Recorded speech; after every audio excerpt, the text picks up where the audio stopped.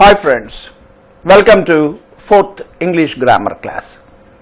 ఇంత ముందు క్లాసుల్లో నేను దాదాపు ఎక్కువ పర్సెంట్ ఇంగ్లీష్లోనే చెప్పాను.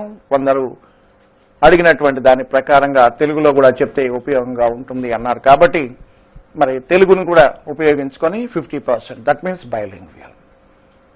ఇంత ముందు క్లాస్లో సెంటెన్స్ గురించి మనం మాట్లాడుకుంటూ ముందు సెంటెన్స్ సబ్జెక్ట్ ప్రెడికేట్ అయిపోయింది, అక్కడ వరకు మనం ఆపుకున్నాం. ప్రెడికేట్ మళ్ళీ మనకు రెండుగా విడిపోయింది. అవి రెండు ఏంటంటే verb and object. Okay, sentence subject predicate, again predicate verb and object. Okay, next object, direct object, indirect object. ఇప్పుడు మనం first verb. Actually verb it is not a simple issue. Verb అనేటువంటి దాని గురించి మనం చాలా తెలుసుకోవాల్సి ఉంటుంది.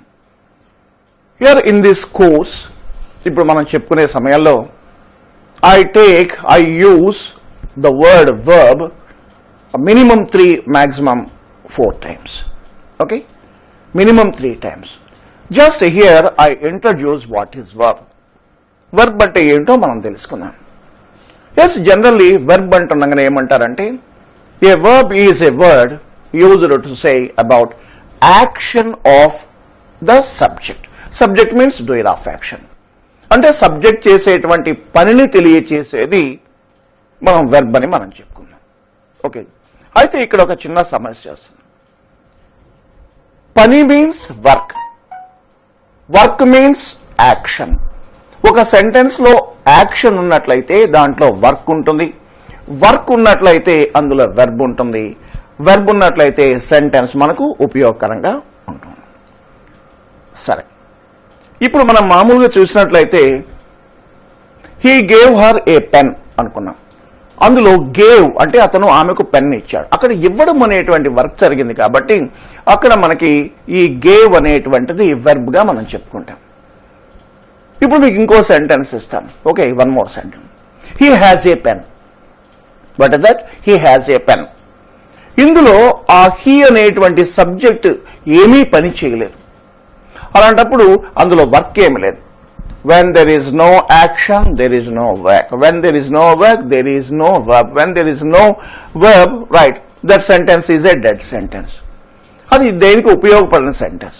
అయితే ఇక్కడ మనం గమనిస్తే హీ హ్యాస్ ఏ పెన్ అనేది మనకు ఉపయోగపడుతుందా లేదా, మనం వాడుతున్నామా లేదా, are we using the sentence he has a pen, is it right or wrong? Yes, we are using the sentence, మనం వాడుతూ ఉన్నాం. మరి we cannot say it a dead sentence.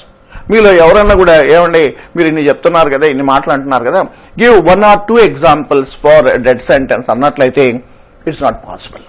ఇవ్వలేం. ఎందువల్ల అంటే when a sentence is used, that is a live sentence. అది ఉంది, ఉపయోగంలో ఉంది. దాన్ని డెడ్ సెంటెన్స్ అనడానికి ఎటువంటి అవకాశం లేదు. So all sentences are live sentences. He gave her a pen, అక్కడ గేవ్ అనే వర్క్ ఉంది కాబట్టి దట్ ఈస్ వర్బ్, గేవ్.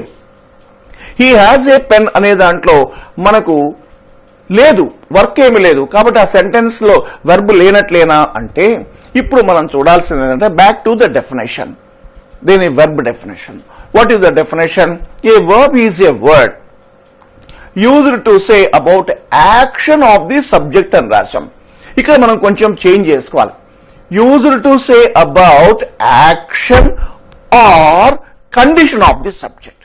అంటే సబ్జెక్ట్ చేసేటువంటి పనిని గాని సబ్జెక్ట్ యొక్క కండిషన్ గాని చెప్పడానికి ఏ పదాన్ని అయితే వాడతామో the word which we use to say the action or condition of the subject, then that is a verb. In the first sentence he gave her a pen.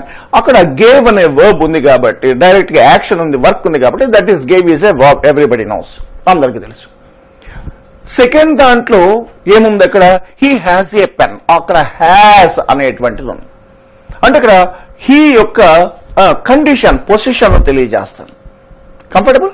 కాబట్టి ఇక్కడ మనకి మెయిన్ వర్బ్స్ గేని ఉన్నట్లయితే action తెలియజేస్తుంది, helping verbs గేని ఉన్నట్లయితే condition తెలియజేస్తుంది. whatever they are, whether they are main verbs or helping verbs, ఏమన్నా కానివ్వండి వాటిని మనం వెర్బులుగానే కన్స్ట్రక్ట్ చేస్తాం. ప్రస్తుతానికి ఇవి చాలు, ఇది వెర్బుల గురించి. Next one object. Okay, here the first sentence, he gave her a pen. So he subject అనుకున్నాము, gave verb అనుకున్నాము, her a pen అది మొత్తము ఆబ్జెక్ట్. ఓకే, ఇక్కడ మనం ఆ సెంటెన్స్ అనలైజ్ చేస్తే her a pen, here two parts, her a pen అంటే ఇక్కడ రెండు మనకి ఏం కనిపిస్తున్నాయి, ఆబ్జెక్ట్ లో రెండు భాగాలు ఉన్నాయి. Okay, her a pen. ఓకేనా, that's why object again divided into direct object and indirect object. Okay, చాలా జాగ్రత్తగా గమనించండి, direct object and indirect object. Now come to direct object. Okay, object can be a living or non-living, living object, non-living object.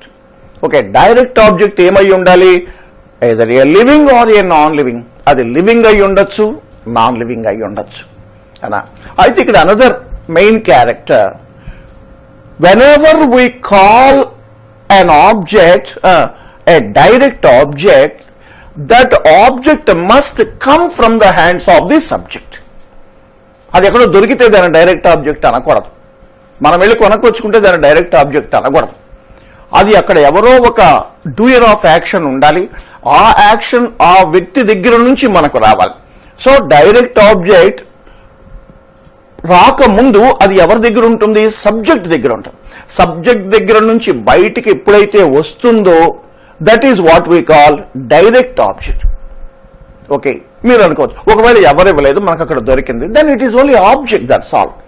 We should not say direct object and direct object, right?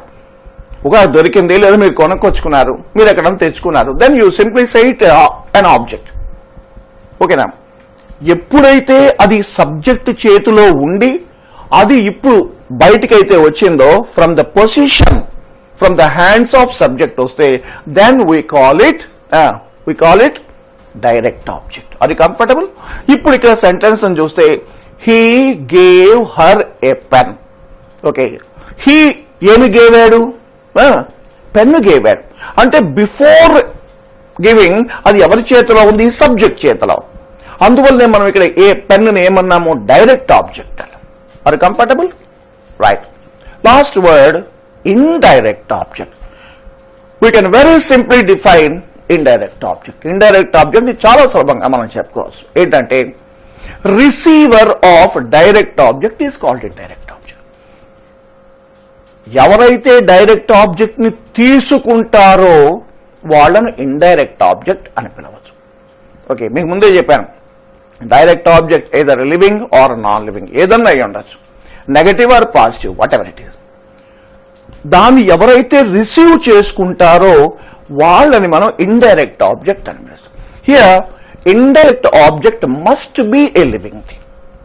Okay, an indirect object must be a living thing, otherwise cannot receive. అది తీసుకోలేదు.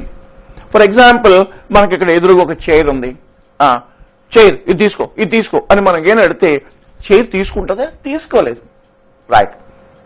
Pen అక్కడ ఉంది అన్న, ఇదిగో pen, cap తీసుకొని పెట్టుకో అంటే తీసుకోలేదు. ఎందువల్ల తీసుకోలేదు? Because that is living thing. అక్కడ ఎవరో వేరే వ్యక్తి ఉన్నారనుకో, ఒక అమ్మాయో అబ్బాయో ఎవరో ఒకళ్ళు ఉన్నారు, ఉన్నట్లయితే మనం ఇస్తే తీసుకుంటారు. ఓకే, లేదా అక్కడ ఒక యానిమల్, ఒక డాగ్ ఉంది, దానికి పిలిచి ఇస్తే తీసుకుంటాం. So an indirect object must be a living thing. The animal కావచ్చు, హ్యూమన్ బీయింగ్ కావచ్చు. But don't bring plants. మరి బయాలజీలో ఒక డీప్గా వెళ్ళిపోయి చెట్లకు కూడా ప్రాణం ఉన్నాయి కదండి, మరి చెట్లకు మనం ఏమైనా ఇస్తే తీసుకుంటుందా అంటే, don't go deep into the subject, right? That means సైన్స్లోకి వెళ్ళబాకండి. లాంగ్వేజ్ గానే యూ కెన్ స్టార్ట్. ఓకేనా, అవి ఉన్నట్టుగా మనం భావిస్తాం అంతవరకు. వాటిని మనం ఇంకో సందర్భంలో, as I bring you plants and trees also. అప్పటి వరకు just you keep what is a plant? Is a plant living or non-living? According to science, right? According to J.C. Bose, according to his experiment crescograph, he proved yes, plants are living. Right? ఆయన prove చేయకపోతే మనం వాటిని, అందుకే మనం చాలా వరకు plants అని he అని కానీ షీ అని కానీ మనం ఏం మాట్లాడం. ఓకేనా? మిగతా వాటన్నిటిని అంటాం హీ షీగా చెప్పుకోవచ్చు, కానీ masculine and feminine, but plants అని చెప్పుకో. ఇప్పుడు అంత డీప్ గా మనం వెళ్లాల్సిన అవసరం లేదు. అది కంఫర్టబుల్. మళ్ళీ ఒకసారి direct object, indirect object. Direct object is either a living or a non living, ఏదైనా అయి ఉండొచ్చు. But indirect object it must be the living. అది కంఫర్టబుల్. సో ఇప్పుడు నేను ఒక చిన్న ప్యాటర్న్ ఇస్తున్నాను. Subject plus verb plus indirect object plus direct object. He gave her a pen. ఇలాంటివి మీరు కనీసము ఒక 10 to 15 సెంటెన్సెస్ మీరు ఫామ్. మధ్యలో బైలు, టూలు, విత్లు మిగతా ఏమీ రాకూడదు.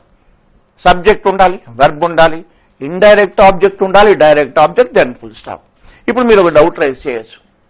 ఇప్పుడు అక్కడ ఓన్లీ హర్రే ఉంది లేదా ఓన్లీ ఏ పెన్నే ఉంది అంటే he gave her, he gave a pen. ఇప్పుడు ఎలా పిలవాలి? వాటి డైరెక్ట్ ఇండైరెక్ట్ అనొచ్చు అంటే అనకూడదు. Simply use A object. He gave a pen. What is a pen? Object. ఎప్పుడైతే రెండు ఉన్నప్పుడు మాత్రమే మనం డివైడ్ చేసుకొని direct object, indirect object. Otherwise simply use A an object. Okay, అక్కడ డైరెక్ట్ ఆబ్జెక్ట్ ఉన్నా ఇండైరెక్ట్ ఆబ్జెక్ట్ ఉన్నా రెండిట్లో ఏదో ఒకటి ఉన్నప్పుడు యూ నేమ్ ఇట్ వన్. అది కంఫర్టబుల్. మిగిలినటువంటి దాన్ని నెక్స్ట్ ఎపిసోడ్ లో మళ్ళీ మనం కంటిన్యూ చేద్దాం.